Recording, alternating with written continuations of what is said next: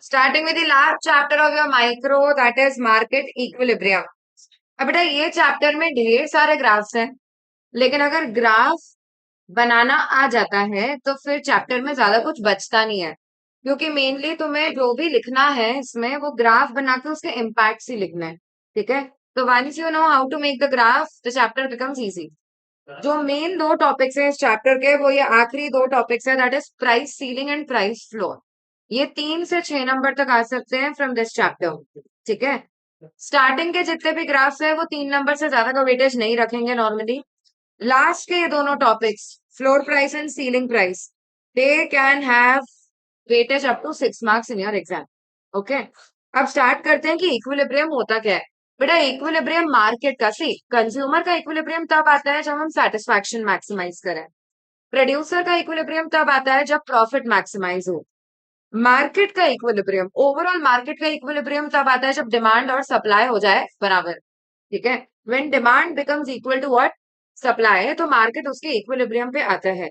यानी कि ना तो कोई सेलर के पास अनसोल्ड स्टॉक बचा है और ना ही कोई बायर की अनफुलफिल्ड डिमांड बची है।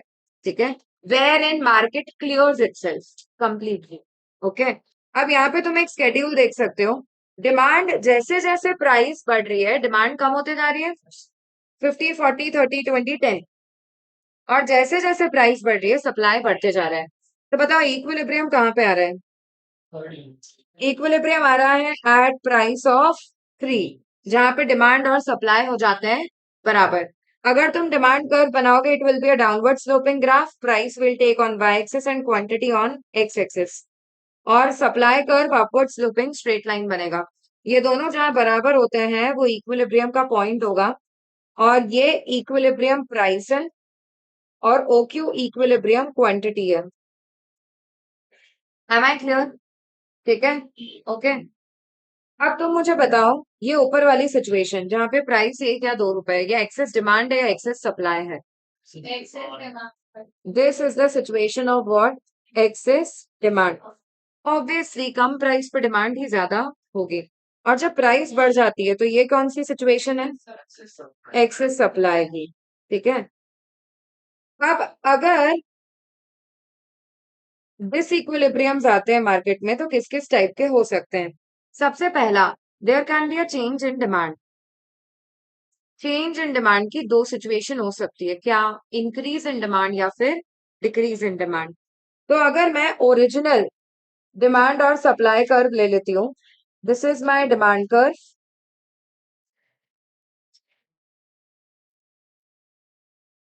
And this is the supply curve. ये मेरा ओरिजिनल इक्विलिब्रियम है, point E. Upward sloping supply curve होगा, डाउनवर्ड स्लोपिंग डिमांड कर्व होगा। E is the point of equilibrium, OP original price, OQ original quantity. अगर मैं तुम्हें बोलती हूँ there is an increase in demand, अब तुम डिमांड चैप्टर पढ़ चुके हो, तो डिमांड कर्व कहाँ शिफ्ट हो जाएगा? There will be a rightward shift of demand curve. तुम्हारा नया डिमांड कर्व हो गया D1 D1। तुम्हारा नया इक्विलिब्रियम अचीव हो रहा है एट E1, जहां पे तुम्हारा नया डिमांड कर्व और एग्जिस्टिंग सप्लाई कर्व इंटरसेक्ट कर रहे हैं।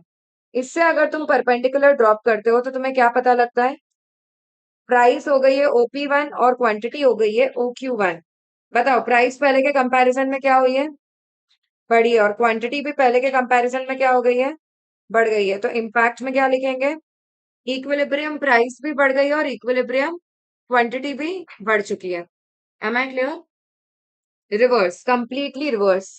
ये डिमांड कर्व, ये supply curve, E the point of equilibrium, इससे परपेंडिकुलर ड्रॉप करें तो OP original price, OQ original quantity. ठीक है, अब अगर मैं तुम्हें बोलती हूँ कि डिमांड कम हो गई, there is a decrease in demand, तो डिमांड कर्व कहाँ शिफ्ट हो जाएगा? Leftward. There will be a leftward shift of demand curve. Demand नया हो गया है D1 D1। इसमें नया इक्विलिब्रियम कहाँ अचीव हो रहा है?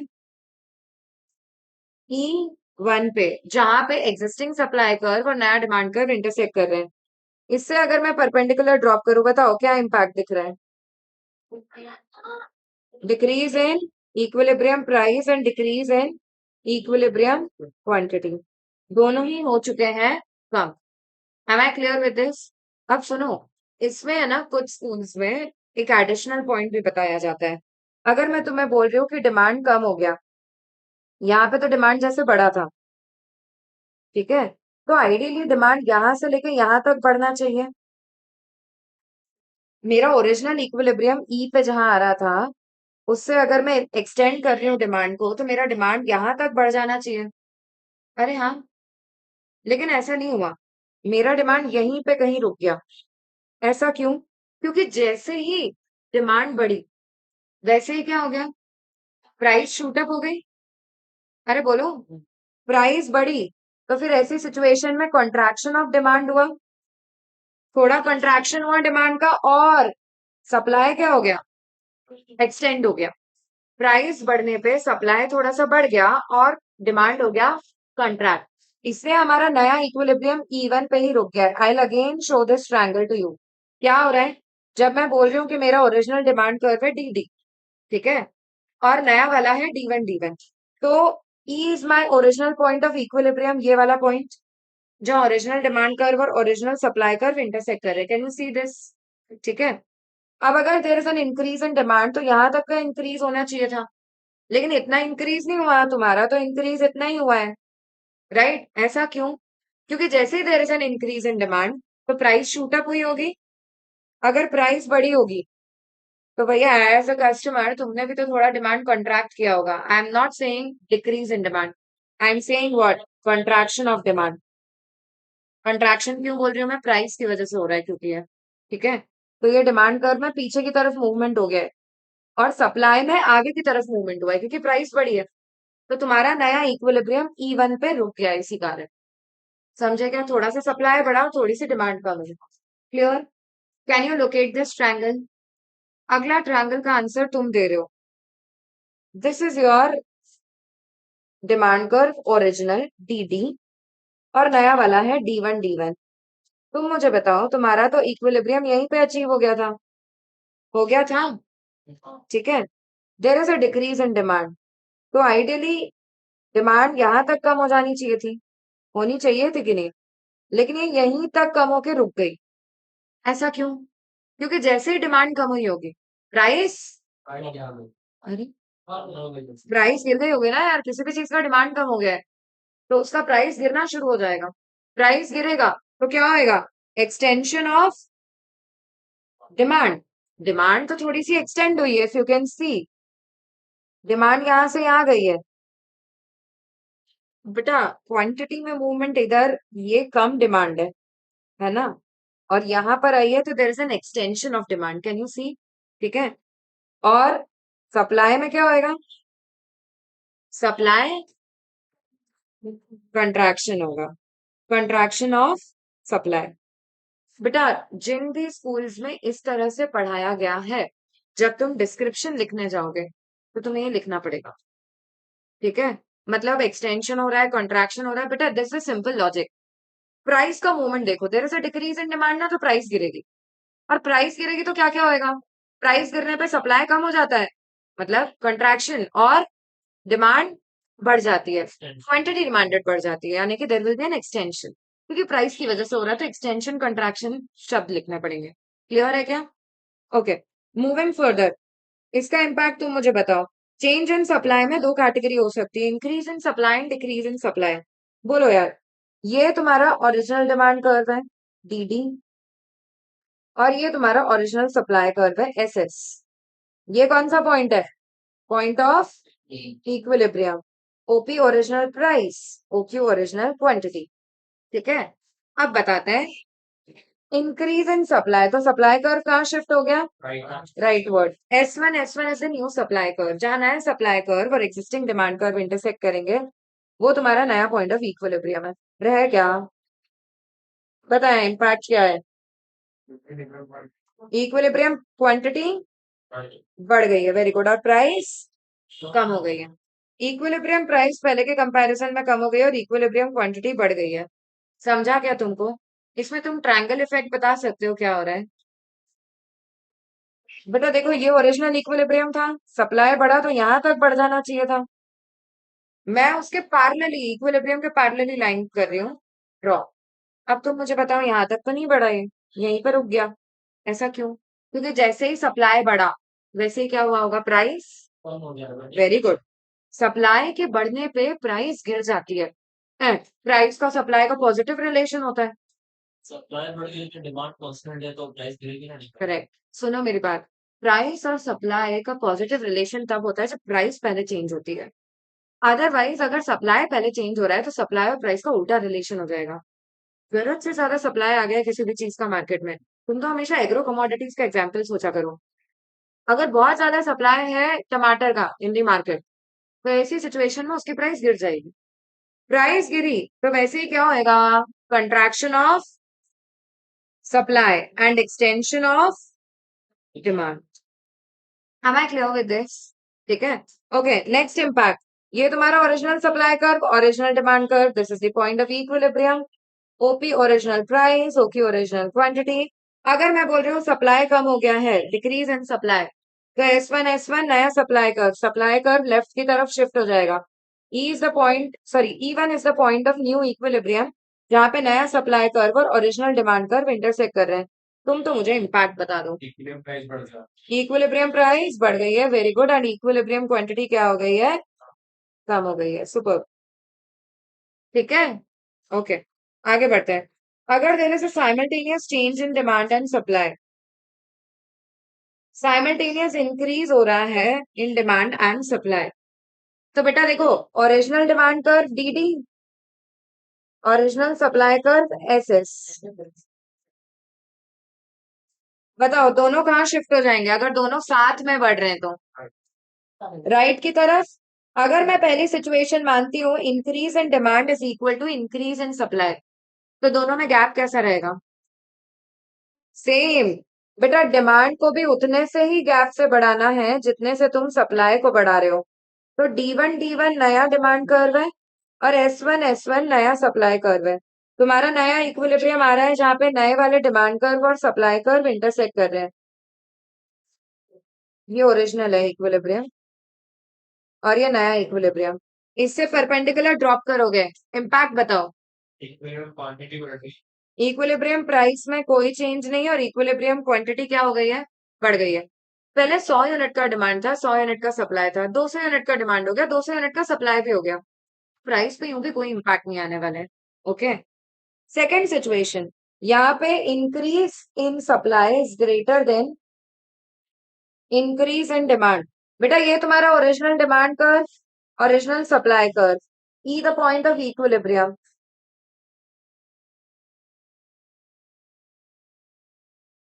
OP original price, OQ original quantity. अगर मैं तुम्हें बोल रही हूँ इंक्रीज इन सप्लाई ज्यादा है, तो गैप किस में ज्यादा लोग हैं, दोनों राइट की तरफ शिफ्ट करना है। सप्लाई में कंपैरेटिवली ज्यादा गैप, S1 नया supply curve, upward sloping graph हमेशा सप्लाई होगा, और D1 नया डिमांड कर्व, नया इक्विलिब्रियम जहां पे नया सप्लाई और डिमांड कर्व इंटरसेक्ट कर रहे हैं। इससे अगर परपेंडिकुलर ड्रॉप करे, बताएं इक्विलिब्रियम प्राइस पे क्या इम्पैक्ट है, कम हो रही है, और इक्विलिब्रियम क्वांटिटी बढ़ रही है।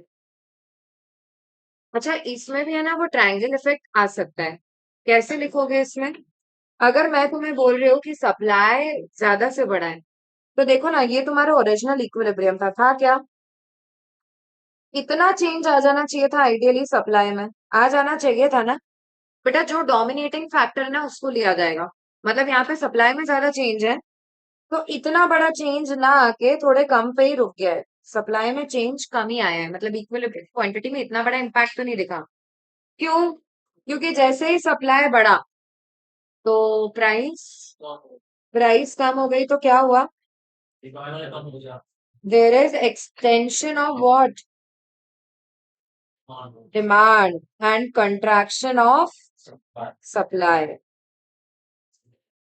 देखो यू कैन सी हियर, यहां तक का इम्पैक्ट आना चाहिए था पर ऐसा हुआ नहीं, क्यों, क्योंकि सप्लाई में क्या हो गया है, कंट्रैक्शन, कम हो गया है, और डिमांड क्या हो गई है, एक्सटेंड। ठीक है, and that is how you get the triangle effect. ठीक है, यहां से लेके यहां तक का हो सकता था चेंज, लेकिन सप्लाई हो गया कॉन्ट्रैक्ट, और डिमांड हो गई है extend. Am I clear? That is how you get even the new equilibrium. Aashi, third situation, increase in demand is greater than increase in supply. ये तुम्हारे ओरिजिनल डिमांड और supply curve, E the point of equilibrium, perpendicular drop करें, OP original price, okay original quantity. बेटा अगर demand में ज्यादा बड़ा change है तो डिमांड कर्व में गैप ज्यादा लोगे और सप्लाई में कम गैप लोगे। S1 D1 ये दोनों जहां इंटरसेक्ट कर रहे हैं, E1 is the point of equilibrium. Perpendicular drop करें तो इम्पैक्ट क्या आ गया? इक्विलिब्रियम प्राइस भी बढ़ रही है और इक्विलिब्रियम क्वांटिटी भी। क्वेश्चन फॉर यू, अगर तुमसे एमसीक्यू फॉर्मेट में पूछा जाए डिमांड और सप्लाई दोनों बढ़ गया है, तो बेटा एक चीज पक्की है क्या? इक्विलिब्रियम क्वांटिटी तो बढ़ेगी, लेकिन हम ये नहीं बता पाएंगे कि इक्विलिब्रियम प्राइस पे क्या इम्पैक्ट आया टिल द टाइम ये लोग ये ना बताएं कि डिमांड ज्यादा से बढ़ा है, सप्लाई ज्यादा से बढ़ा है, या दोनों बराबरी से बढ़े हैं। ओके, अगर दोनों चीज बढ़ती है लेकिन किसमें ज्यादा इम्पैक्ट आया ये हमको नहीं बताया क्वेश्चन ने, तो हम केवल क्वांटिटी के बारे में कमेंट कर सकते हैं, प्राइस के बारे में नहीं। Am I clear? Next situation, simultaneous. Okay, simultaneous decrease मैंने यहाँ पे बताया नहीं है, लेकिन इसका पूरा रिवर्स हो जाएगा। बट अगर साइमल्टेनियस डिक्रीज हो रहा है इन डिमांड एंड सप्लाई, तो डिमांड और सप्लाई का लेफ्टवर्ड शिफ्ट होंगे। Am I clear with this? Okay, एक चीज पक्की है कि इक्विलिब्रियम क्वांटिटी गिरेगी, लेकिन प्राइस पे क्या इम्पैक्ट आएगा वो हम नहीं बता सकते। Am I clear? Exceptional situation, सबसे पहली सिचुएशन, अगर परफेक्टली इलास्टिक डिमांड है तो बताओ डिमांड कर्व कैसा बनता है? बेटा परफेक्टली इलास्टिक डिमांड में डिमांड कर्व बनेगा कैसा? Horizontal. This is my demand curve, ठीक है। और ओपी ओरिजिनल प्राइस भी हो जाएगी यहाँ पे, ठीक है। ये मेरा डिमांड कर्व है, तुमको ध्यान है ना डिमांड कर्व भी एआर कर्व होता है, ठीक है, और एआर ही प्राइस होती है, राइट और नॉट? अब सप्लाई के बारे में कुछ नहीं बोले ये लोग, तो सप्लाई जैसा बनता है वैसे ही बनेगा, upward sloping graph. E is the point of equilibrium जहां पे तुम्हारा डिमांड और सप्लाई बराबर हो रहा है। अगर मैं तुम्हें बोलूं अब ऐसी सिचुएशन में there is increase in supply, क्या हो गया? इंक्रीज इन सप्लाई, तो सप्लाई कहाँ शिफ्ट हो जाएगा? राइट की तरफ। Your new supply curve is S1 E1 is the new equilibrium. Perpendicular drop करते हैं, इक्विलिब्रियम प्राइस में कोई चेंज नहीं और इक्विलिब्रियम क्वांटिटी क्या हो गई है? बढ़ गई है, ठीक है। If there is an increase in supply, if there is a decrease in supply, तो सप्लाई कहाँ शिफ्ट करेंगे? पीछे की तरफ, लेफ्ट वर्ड। नया इक्विलिब्रियम आ रहा है E2 पे। बेटा इसमें भी वही हो रहा है क्या? इक्विलिब्रियम प्राइस पे कोई इम्पैक्ट नहीं आया, लेकिन इक्विलिब्रियम क्वांटिटी क्या हो गई है? इक्विलिब्रियम क्वांटिटी घट चुकी है। Okay, second exceptional situation, perfectly elastic demand. अगर इलास्टिक है, sorry perfectly in elastic demand, तो तुम्हारा डिमांड कर्व कैसा बनेगा? वर्टिकल, प्राइस कितनी ऊपर नीचे हो जाए डिमांड पे कोई असर नहीं पड़ने वाला है, ठीक है। सप्लाई जैसा बनता है वैसे ही बनेगा, कैसा? Upward sloping. Is the equilibrium, इससे परपेंडिकुलर ड्रॉप करें, तो OP original price, okay original quantity. अब अगर मैं तुम्हें बोलूं there is an increase in supply, तो राइटवर्ड शिफ्ट। बेटा बच्चों को है ना यहाँ पे क्या कंफ्यूजन होता है, बच्चे ऊपर शिफ्ट कर देते हैं राइट में। Rightward shift is not this, आप पीछे ले जा रहे हो इस ग्राफ को। जनरली सप्लाई में कंफ्यूजन बहुत होता है, तुम्हारा राइट ये है, तो you have to shift towards this side only, okay. ऊपर की तरफ मत ले जाना सप्लाई कर्व को। Am I clear? This is your rightward shift. और S1 नया सप्लाई कर्व है, तो if there is an increase in supply, तो ऐसी सिचुएशन में तुम्हारा नया इक्विलिब्रियम E1 पे आ रहा है। इससे अगर तुमने परपेंडिकुलर ड्रॉप किया तो बताएं इक्विलिब्रियम प्राइस क्या हो गई है? कम हो गई है। इक्विलिब्रियम क्वांटिटी में कोई चेंज नहीं है। और अगर there is a decrease in supply, तो S2 नया सप्लाई कर्व है। वेरी गुड, इक्विलिब्रियम प्राइस क्या हो गई है? बढ़ गई है, और इक्विलिब्रियम क्वांटिटी पे कोई इम्पैक्ट नहीं है, okay. Similar exceptional situation is for demand, मतलब सप्लाई की है और डिमांड में चेंज आएगा। Perfectly elastic supply, supply curve horizontal है, this is your demand curve, original D. अगर there is increase in demand तो demand curve shift towards right. D one नया डिमांड कर्व है, पुराना इक्विलिब्रियम ई पे आ रहा था, नया इक्विलिब्रियम ई1 पे आ रहा है। इसमें इक्विलिब्रियम क्वांटिटी बढ़ गई है और इक्विलिब्रियम प्राइस पे कोई इंपैक्ट नहीं है। And lastly perfectly inelastic supply अगर होगा तो फिर सप्लाई कर्व वर्टिकल बनेगा, this is your supply curve. Demand curve जैसा बनता आ रहा है वैसे ही बनेगा, downward sloping. Equilibrium is achieved at E, perpendicular drop करोगे तो OP original price, OQ quantity. If there is increase in demand, demand curve shifts towards right.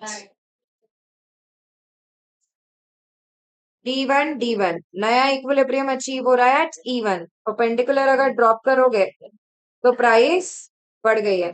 If there is an increase in demand तो price बढ़ जाती है और quantity में कोई change नहीं आ रहा।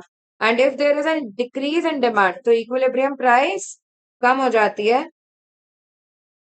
एंड इक्विलिब्रियम क्वांटिटी पे कोई इंपैक्ट नहीं आ रहा है। Last but very important topic, price ceiling. Extremely important, 6 number तक का क्वेश्चन बनता है सीलिंग प्राइस और फ्लोर प्राइस पे। ना लिसन, सीलिंग मतलब टॉप मोस्ट है, मैक्सिमम जो पॉसिबल है। सीलिंग रूफ आप उसी को बोलते हो, ठीक है। तो it is the maximum price जो एक कमोडिटी के लिए चार्ज कर सकते हैं from a buyer, maximum price that can be charge by a producer from a buyer. अब ऐसा कब होगा कि सीलिंग प्राइस डिसाइड करनी पड़ रही है यार? जब किसी क्रॉप की स्कैरसिटी है रोहन, अगर कोई क्रॉप स्कैर्स है, कम है, तो ऐसी सिचुएशन में इक्विलिब्रियम प्राइस शूट अप हो जाएगी। हाँ, अगर बढ़ गई है मतलब डिमांड एंड सप्लाई फोर्स से जो प्राइस डिसाइड हुई है, ये वाली प्राइस, ये काफी ज्यादा है। से फॉर एग्जाम्पल व्हीट का प्राइस, गेहूं का प्राइस डिसाइड हो जाता है एट ₹100 पर केजी, जो अफोर्डेबल लिमिट के बाहर चला गया है बहुत सारे लोगों के, ठीक है।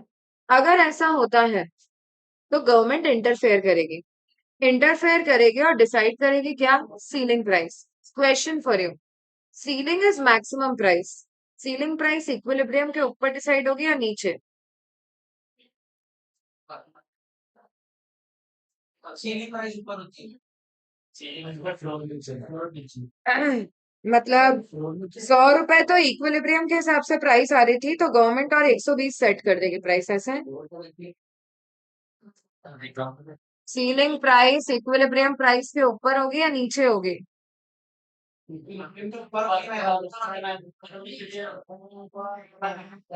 बेटा क्यों गलत बता रहे हो? प्राइस सीलिंग यार लिखा भी हो उसके बावजूद तुम गलत बता रहे हो। यार मतलब ही क्या गवर्नमेंट का इंटरवीन करने का, जब प्राइस अननेसेसरली हाई हो चुकी है, बहुत ज्यादा हाई हो गई है, स्केर्सिटी है किसी चीज की, 100 रुपए प्राइस हो गई और लोग अफोर्ड नहीं कर पा रहे, तो गवर्नमेंट और ऊपर प्राइस सेट करेगी क्या? ये 120 प्राइस हो गई, लो और बैंड बजाते हैं हम तुम्हारी, ऐसा नहीं। गवर्नमेंट कौन सी प्राइस सेट करेगी? अब प्राइस बिलो इक्विलिब्रियम प्राइस, बेटा एमसीक्यू में क्वेश्चन आता है, सीलिंग प्राइस इक्विलिब्रियम प्राइस के नीचे सेट होती है ऊपर? नीचे। नीचे। अभी भी ऊपर बोल रहे हो यार। नीचे से फॉर एग्जाम्पल 100 रुपए प्राइस थी और अब गवर्नमेंट ने इंटरवीन करके बोल दिया कि 60 रुपए से ऊपर कोई प्रोड्यूसर चार्ज नहीं कर पाएगा। बताओ, अगर ऐसा गवर्नमेंट ने कर भी दिया, तुम एक सेलर हो, तुम डिसअपॉइंट हो गए हो कि गवर्नमेंट ने अननेसेसरी इंटरफेयर करके हमारा नुकसान करवा दिया। अगर ऐसा होता है तो ऐसी सिचुएशन में क्या होगा स्वस्ति? अगर ऐसा होगा तो ऐसी सिचुएशन में बेटा तुम देख रहे हो प्रॉब्लम, डिमांड बढ़ गई है और सप्लायर ने अपना सप्लाई और कम कर दिया है। अगर ये प्राइस सेट होती है तो हम जैसे कंज्यूमर ज्यादा डिमांड कर रहे हैं, लेकिन अगर तुम सेलर हो तो तुम अपना सप्लाई होल्ड कर लोगे। प्रॉब्लम तो सॉल्व ही नहीं हुई और बढ़ गई। तो अब गवर्नमेंट इस प्रॉब्लम को रिजॉल्व करने के लिए क्या करेगी? सबसे पहला, government PDS public distribution system लेके आएगी। पब्लिक डिस्ट्रीब्यूशन सिस्टम क्या होता है? कौन है ये? देव एंड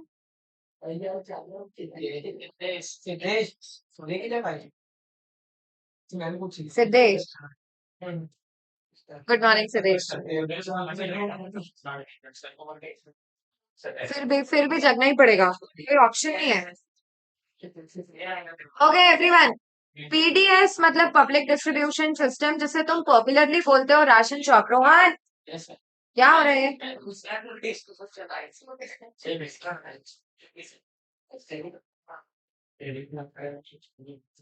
कौन सी आने सकती है?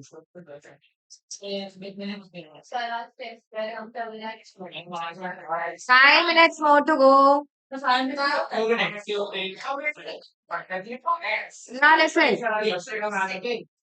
पीडीएस यानी पब्लिक डिस्ट्रीब्यूशन सिस्टम, यहाँ पे राशन शॉप के थ्रू बिलो पॉवर्टी लाइन लोगों को राशन प्रोवाइड किया जाता है। लेकिन द गुड पार्ट इज यहाँ पे राशनिंग होगी, क्योंकि अनाज पहले ही कम है और लोगों की डिमांड ज्यादा है। जैसे प्राइस बिलो लेवल पे सेट हो जाएगी तो डिमांड बढ़ जाएगी, और अगर डिमांड बढ़ गई है तो ऐसी सिचुएशन में पीडीएस सेट होगा। पब्लिक डिस्ट्रीब्यूशन सिस्टम के थ्रू एक लिमिट तक राशन डिस्ट्रीब्यूट होगा हर राशन कार्ड होल्डर को। अब राशनिंग बोलते हैं इसको। तो दिक्कत यह है कि एक लिमिट या एक क्वांटिटी तक ही अनाज मिल पाएगा, जितनी शायद तुम्हारी डिमांड है उसके अगेंस्ट तुम्हारा सप्लाई कम हो जाएगा। और ये सिस्टम रिच क्लास या मिडिल क्लास की शायद प्रॉब्लम सॉल्व नहीं कर पा रहे हैं, क्योंकि इसमें ब्लैक मार्केटिंग तो होगी। बहुत सारे सेलर्स अपना अनाज होल्ड करेंगे और हायर प्राइस पे बेचेंगे उन लोगों को जो अफोर्ड कर पा रहे हैं। ठीक है, तो it only solves problem of a small group of people. Maximum लोगों का प्रॉब्लम अभी भी अनसॉल्व है, उनको तो महंगा अनाज ही मिलेगा। इसका बिल्कुल ऑपोजिट होता है प्राइस फ्लोर, आखिरी topic of the chapter. Price floor मतलब मिनिमम सपोर्ट प्राइस, जिसे तुम पॉपुलरली बोलते हो। This is the minimum price which is charge by a seller, जो गवर्नमेंट फिक्स करती है कि इतना मिनिमम प्राइस तो मिलेगा ही सेलर को। बेटा जब भी बम्पर प्रोडक्शन होता है, सप्लाई ज्यादा है और डिमांड है कम, तो ऐसी सिचुएशन में बहुत कम प्राइस हो जाती है। एग्रो कमोडिटीज में जनरली देखा जाता है। और अगर ऐसा होगा तो इक्विलिब्रियम प्राइस बहुत कम लेवल पे सेट हो गई है। से फॉर एग्जांपल प्याज का रेट सेट हो गया है 10 रुपए किलो पे, और अगर इस रेट पे अगर सेलर अपना कॉस्ट भी कवर नहीं कर पा रहा है, तो ऐसी सिचुएशन में क्या होगा? If seller is unable to cover cost, तो government is going to intervene and decide a price above equilibrium price. Floor is the minimum price. Government ने सेट कर दिया प्याज का रेट 20 रुपए किलो से कम में नहीं बिकेगा, तो this is the minimum price जो सेलर को मिलेगा, लेकिन ये इक्विलिब्रियम प्राइस के ऊपर सेट किया जाता है। Am I clear? अगर ऐसा होगा तो प्रॉब्लम समझ रहे हो? डिमांड और कम, सप्लाई और ज्यादा इस प्राइस पे तो। ठीक है, तो ऐसी सिचुएशन में ये जो एक्स्ट्रा सप्लाई आ रहा है मार्केट में, ये कौन खरीद लेगा? गवर्नमेंट खुद।